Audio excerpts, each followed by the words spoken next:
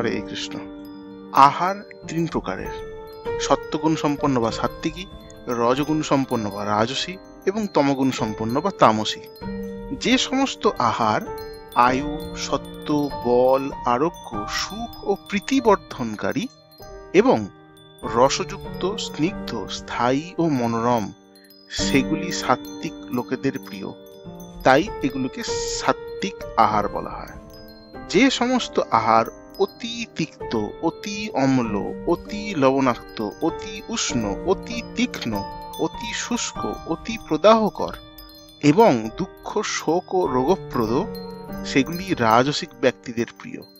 মানে কোনো কিছুরই আধিক্য যদি থাকে তখন সেটা হয়ে যায় রাজসিক খাবার।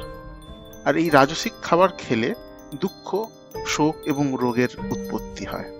আহারের এক প্রহরের অধিক পূর্বে রান্না করা খাদ্য, যা নীরস, দুর্গন্ধযুক্ত, বাসি এবং অপরের উচ্ছিষ্ট দ্রব্য ও অমেধ দ্রব্য, সেই সমস্ত তামসিক লোকেদের প্রিয়।